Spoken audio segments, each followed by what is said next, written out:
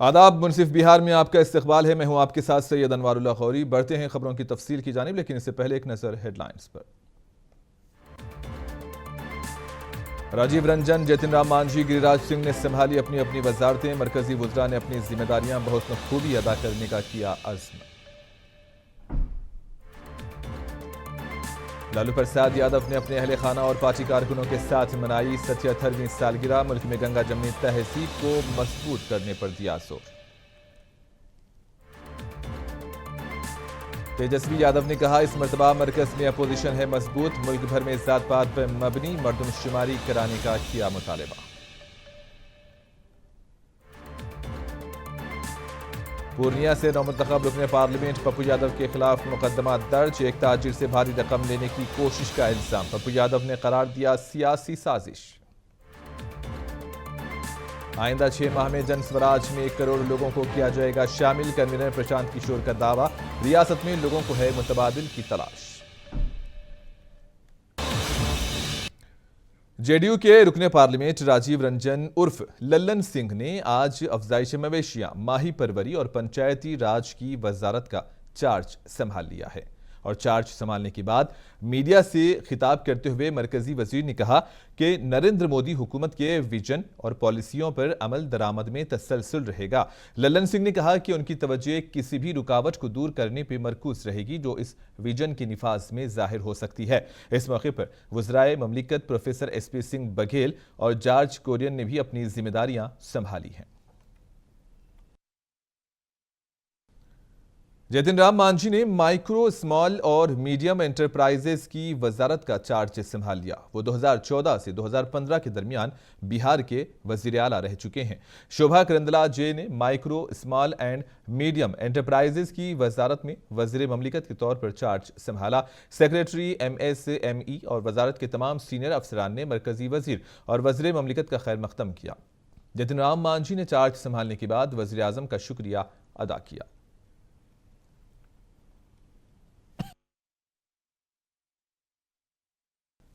बेगूसराय के MP गिरिराज सिंह ने आज अपनी वजारत का चार्ज संभाल लिया। टेक्सटाइल के वजीर गिरिराज सिंह ने कहा कि टेक्सटाइल वो शोबा है जहां ज्यादा से ज्यादा मुलाजिमतें पैदा होती हैं। आज दुनिया में हमारी बरामदात में भी अच्छा हिस्सा है। टेक्सटाइल का शोबा आने वाले दिनों में मुल्क की उमंगों के मुताबिक आगे बढ़ेगा, लोगों को रोजगार मिलेगा।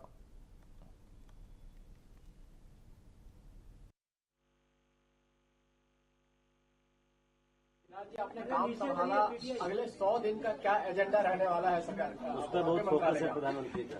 देखिए, आज तो काम संभाले हैं और देश के अंदर में टेक्सटाइल सेक्टर एक ऐसा सेक्टर है जहां सबसे ज्यादा नौकरी देने वाला सेक्टर है और आज दुनिया में भी ठीक है, एक अच्छा सेजेबल हम एक्सपोर्ट में भी शेयर है। तो आज प्रथम दिन है। मैं आपको इतना ही कहूंगा कि टेक्सटाइल आने वाले दिन में देश के आकांक्षाओं के अनुरूप प्रधानमंत्री के दिशा निर्देशन में हम सब इसको ले जाने का काम करेंगे, क्योंकि ये किसान से भी जुड़ा हुआ है और अब मैन मेड टेक्सटाइल भी अब दुनिया के अंदर आ गया है।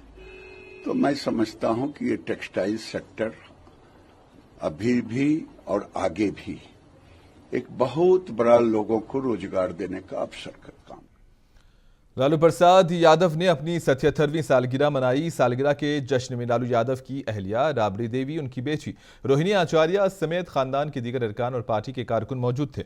लालू यादव ने अपनी सालगिरह पर आवाम को पैगाम देते हुए कहा कि हम सबको गरीबों और महरूमों के बीच काम करना चाहिए। लालू यादव ने मजीद कहा कि तमाम लोगों को मुल्क में गंगा जमनी तहजीब और भाईचारे के माहौल को मजबूत बनाने के लिए मिलकर काम करना चाहिए। समाजी इंसाफ और सेकुलरिज्म के धारे को मजबूत करने के लिए लोगों को हर सतह पर चौकन्ना रहना होगा।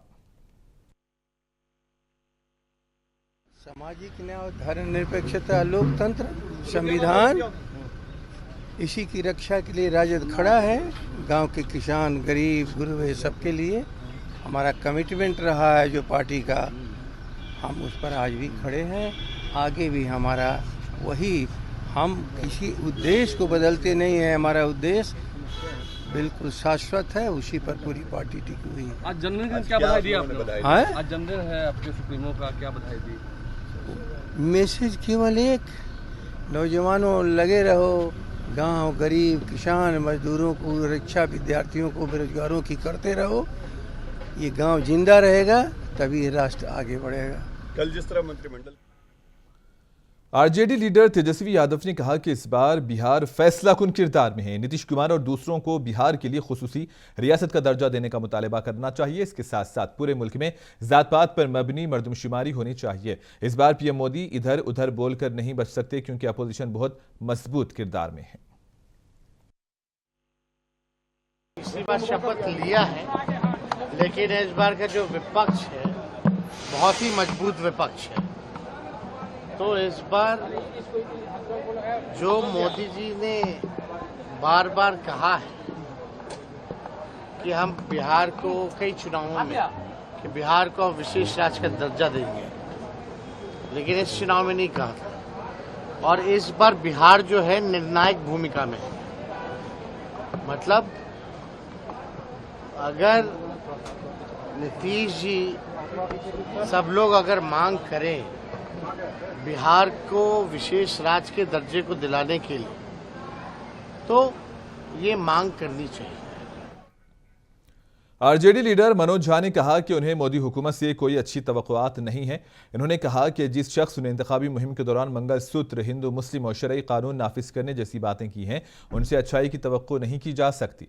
इन्होंने कहा कि जिस तरह का नतीजा आया है उससे उनकी नफरत अंगेज सियासत पर ताला लग गया है, क्योंकि चंद्रबाबू नायडू और नीतीश कुमार ऐसी सियासत को कभी बर्दाश्त नहीं करेंगे।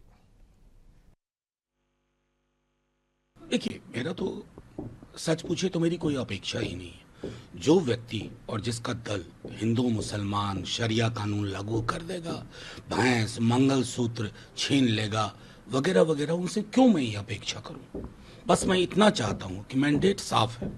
मैंडेट में आपको पोलराइजिंग जुबान पे ताला लगाना है, विश्राम देना है, और इसी आशय का आपको संदेश नागपुर से भी मिला है। तो मैंडेट और नागपुर दोनों को देख लीजिए। जो बात आप कह रहे हैं वो तो चुनावी भाषण में बोली गई बातें हैं, लेकिन तकरीबन मुसलमान नागरिक के तौर पर भारत में है और वो अपना रिप्रेजेंटेशन मैं साफ, तो वो अपना रिप्रेजेंटेशन चाहते हैं, इसमें कोई नहीं। लेकिन जिस व्यक्ति से चाहते हैं, जिस संस्था से चाहते हैं, जिस संगठन से चाहते हैं, उनका चरित्र क्या है। पूरा चुनाव कैसे बस चुनावी भाषण होता है कि देश का प्रधानमंत्री और उनके लोग कहें शरिया कानून लागू कर देंगे। कितना झूठ बोले, कितना जहर बोया है। फिर हम उनसे अपेक्षा करें। हम तो सिर्फ ये कहेंगे कि रिप्रेजेंटेशन आपके पास तो है ही नहीं। नीतीश जी और चंद्रा बाबू कैसे देख रहे होंगे, क्योंकि दोनों की पृष्ठभूमि से हम वाकिफ हैं। बहरहाल सबसे महत्वपूर्ण है आपकी नीयत और आपकी नीतियां समावेशी हों, सामाजिक सौहार्द बढ़े। और हाँ, आपके मंत्रालय में कुछ लोग जो अल्ल बल्ल बकते रहते हैं दिन आए दिन, उनको कहिए अपने मंत्रालय और महकमों पर ध्यान दें। देखिए, डिप्लोमेसी। पूर्णिया से नवमुंतखब रुकने पार्लियामेंट राजेश रंजन उर्फ पप्पू यादव के खिलाफ मुकदमा दर्ज किया गया। एक ताजिर ने पप्पू यादव पर रकम लेने की कोशिश का इल्जाम लगाया। पुलिस की तरफ से जारी करदा एक बयान के मुताबिक पप्पू यादव ने शिकायत कुनिंदा को, जो अपने हलकों में फ्रेंचिंग का कारोबार करता है, को 4 जून को वोटों की गिनती के वक्त अपनी रिहाइश गाह पर बुलाया और इससे कहा कि 1 करोड़ रुपये का इंतजाम करे। शिकायत की बुनियाद पर एमपी और उनके करीबी साथी अमित यादव के खिलाफ मुफस्सल पुलिस स्टेशन में मुकदमा दर्ज हुआ। पप्पू यादव ने इसे एक सियासी साजिश करार दिया।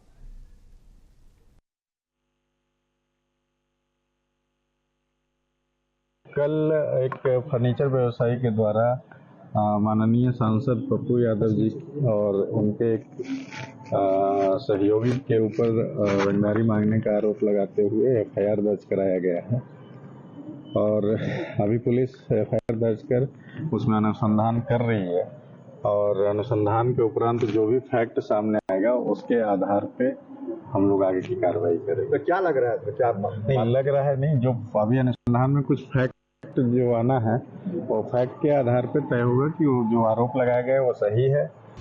यह एक विवादास्पद इंसान जो कई तरह के स्मगलिंग करके मैं लॉयर को कहा हूं कि इन पर मानहानि का मुकदमा की तैयारी की जाए। और मुझे एक बात आश्चर्य लगता है कि बिना इन्वेस्टिगेशन के, जिससे कोई बातचीत नहीं 4 साल 5 सालों में, और मैं जानता भी नहीं कि कौन है ये व्यक्ति, और तुरंत एफआईआर करके पुलिस के इस पर चढ़ा देना, यह पॉलिटिकल साजिश के अलावा और क्या हो सकता है। जनस्वराज के कन्वीनर प्रशांत किशोर का कहना है कि अगले 6 माह में जनस्वराज में 1 करोड़ लोगों को बानी मेंबर के तौर पर शामिल किया जाएगा।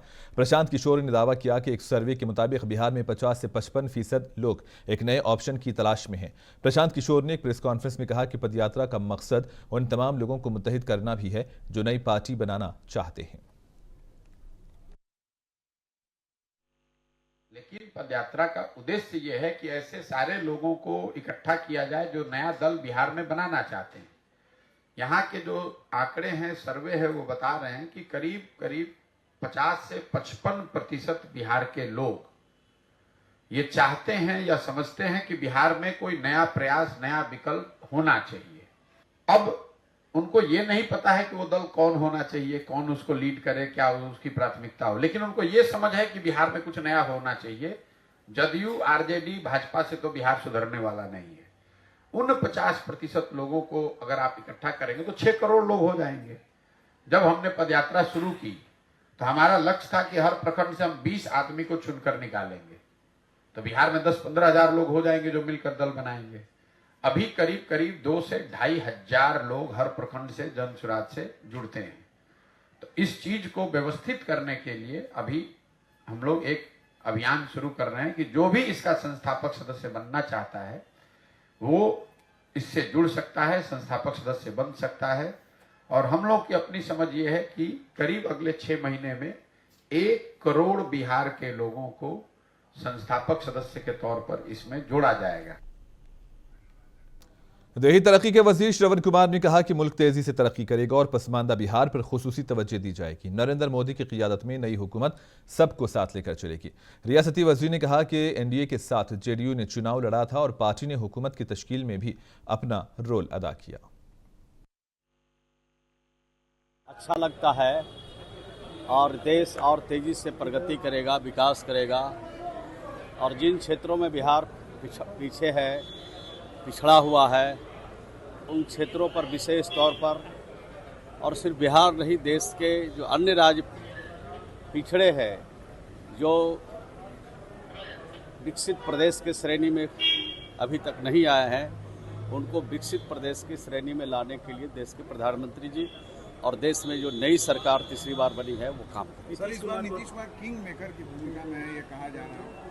नहीं, नीतीश कुमार जी का जो सोच है वो है विकास का, तरक्की का, अमन का, शांति का। और नीतीश कुमार जी ने जो समर्थन किया है, सहयोग किया है, वो देश की तरक्की के लिए, बिहार में अमन और शांति के लिए। और बिहार जिन क्षेत्रों में पिछड़ा हुआ है उन क्षेत्रों को आगे बढ़ाने के लिए हम लोगों ने समर्थन किया है।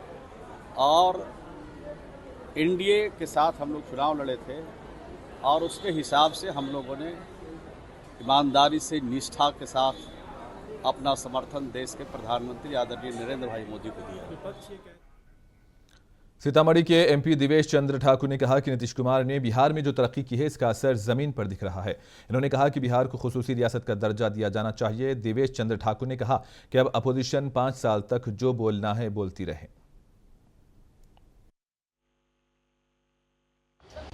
देखिए, ये पहली बार हुआ है कि जाति समीकरण छोड़कर मुझे लड़ाया गया और मुझे विजयश्री मिली है। धन्यवाद आदरणीय नीतीश कुमार जी को। और उनका ये प्रयोग सफल रहा। ये दिखाता है कि उन्होंने विकास जो कराया है बिहार में, उसका असर पूरे जनता पर होने लगा। यही कहना है। विपक्ष के लोग कह रहे हैं सर कि इस बार नीतीश कुमार किंग मेकर की भूमिका में है, तो बिहार में विशेष राज्य का दर्जा मिलना चाहिए और जो चीनी मिल वगैरह बंद है इसको खुलवा देना चाहिए। निश्चित रूप से ये तो डिमांड है, जनता दल यूनाइटेड का डिमांड है। मुझे उम्मीद है सफलता मिलेगी। इंडिया गठबंधन के नेता लोग भी दिल्ली पहुंच रहे हैं सर, क्या लगता है कुछ होगा क्या? नहीं हो गए, सरकार बन गई 5 साल के बाद। अब बात सपना देखना बंद करें, 5 साल इंतजार करें। कह रहे हैं इंडिया गठबंधन के लोग सरकार तो बना लिए, कितने दिन चला पाएंगे? 1.5 साल या 5 साल इंतजार करें, खाब में रहें, कोई दिक्कत नहीं। एक तरफ हुकूमत तालीमी निज़ाम को बेहतर करने के दावे कर रही है, लेकिन आज भी बच्चों को पढ़ाई में काफ़ी मुश्किलात का सामना है। कटिहार के प्राणपुर ब्लॉक इलाके में वाक़ई मदरसा सिराजुल उलूम की इमारत ना होने की वजह से बच्चे दरख्तों के नीचे तालीम हासिल करने पर मजबूर हैं। मदरसे के सरबराह ने कहा कि अगर हुकूमत इमारत का इंतज़ाम करे तो बच्चों को बहुत सहूलत मैसर आएगी।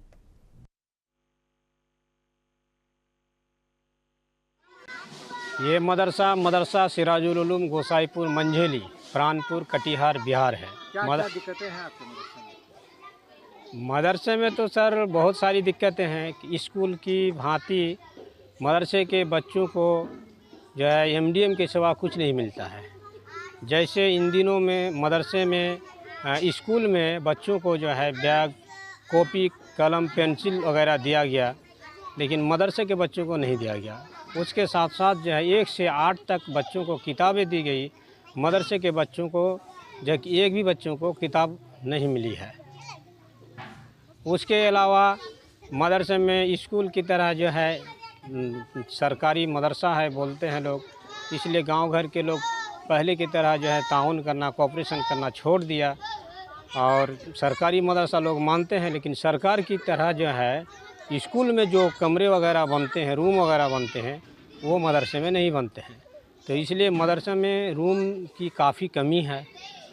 रूम जो भी है भी बोशीदा है, बहुत पहले बनाया गया था, 87 में बनाया, 90 में बनाया, उस वक्त टाली दिया था और हम लोग जो है टाली हर साल आंधी तूफान में उड़ने की वजह से हम लोगों ने एल्वेस्टर दिया और छतनुमा बना के रखा है। किसी का दोहरी नीति हो रही है मदरसे के बच्चों के साथ? सरकार तो बोलने में बोलती है कि हम जो है सारा मदरसा में सारा सुख सुविधा दे रहे हैं, कर रहे हैं स्कूल की तरह, लेकिन जो है कहाँ हो रहा है स्कूल की तरह। ये तो आप खुद देख रहे हैं कि भवन की कमी है और बहुत सारी चीज़ों की कमी है। 1 जुलाई से मुल्क भर में नए पुलिस क़वानीन का निफाज होगा। इस ज़िमन में ज्ञान भवन में पुलिस एहलकारों को 3 रोज़ा ट्रेनिंग दी जा रही है और इस सेशन के दौरान पुलिस एहलकारों को नए क़वानीन से मुतालिक जानकारी फराहम की जा रही है। नए क़वानीन के निफाज से जराइम की रोकथाम में मदद मिलने की काफ़ी उम्मीद है। ICJS के साथ जोड़ देने, यानी inter operable criminal justice system. आप लोगों को जैसे जानकारी है, क्रिमिनल जस्टिस सिस्टम के कई सारे कंपोनेंट, पुलिस एक कंपोनेंट, न्यायालय एक दूसरा कंपोनेंट, जेल यानी प्रिजन एक उसका अलग कंपोनेंट, फॉरेंसिक साइंस लेबोरेटरी उसका एक कंपोनेंट और प्रोसिक्यूशन डिपार्टमेंट भी उसका कंपोनेंट है जो न्यायालय में बहस करते हैं और सजा दिलाते हैं। अब पुलिस अपना CCTNS में डिजिटलाइजेशन जब पूरा कर लिया है तो अब हम उसको ICJS से जोड़ देंगे। जहानाबाद में आरजेडी के कारकुनों ने पार्टी सरबराह लालू प्रसाद यादव की सालगिरह पर केक काटकर खुशी का इजहार किया और उनकी लंबी उम्र की ख्वाहिश की। इस मौके पर आरजेडी के लीडर संजय कुमार यादव और धर्मपाल यादव ने कहा कि लालू प्रसाद यादव की क़ियादत में आरजेडी बिहार में बेहतर कारकर्दगी का मुजाहरा करेगी।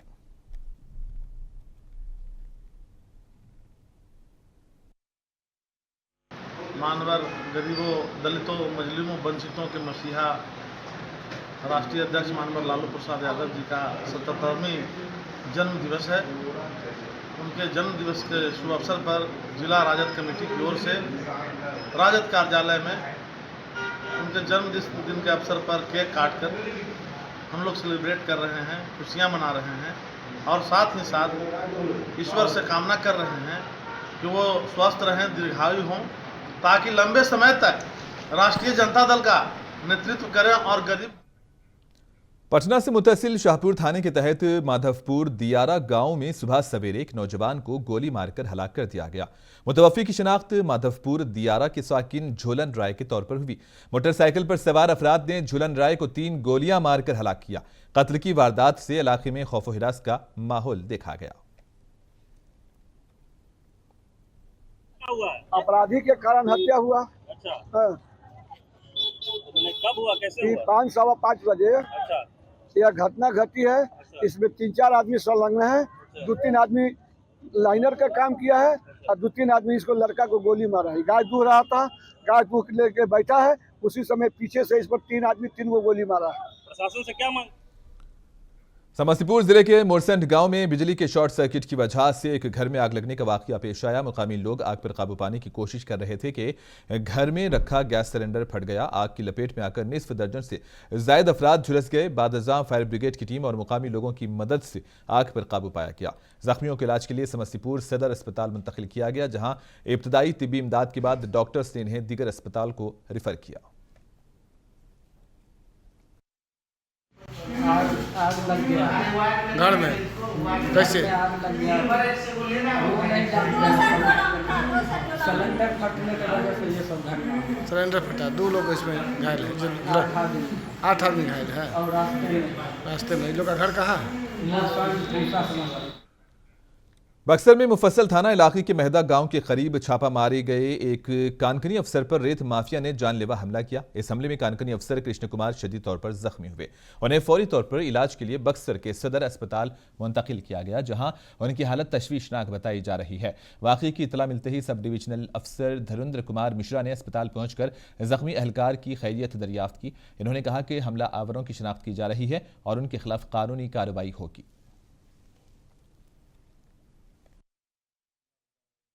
अभी तो ठीक है। ये सुबह 5:48 में यहाँ आए थे। ये मारपीट का मामला है, इनका इलाज किया गया, अभी वार्ड में है। क्या नाम पड़ेगा इनका? इनका नाम पड़ेगा कृष्णा कुमार, पिता राजकुमार वर्मा, चीनी मिल बक्सर। क्या स्थिति क्या? पटना रेलवे पुलिस ने मुंशियात गैंग के 2 अरकान को राजेंद्र नगर जंक्शन से गिरफ्तार किया। दोनों के पास से एंड्रॉयड फोन, नकदी, कोल्ड ड्रिंक की 2 बोतलें और ब्लेड का एक टुकड़ा भी बरामद हुआ। इन दोनों ने कुछ दिन कबल राजेंद्र नगर जंक्शन पर एक मुसाफिर को नशावर चीज देकर बेहोश किया और उसका मोबाइल और पर्स छीन कर राह फरार इख्तियार की थी।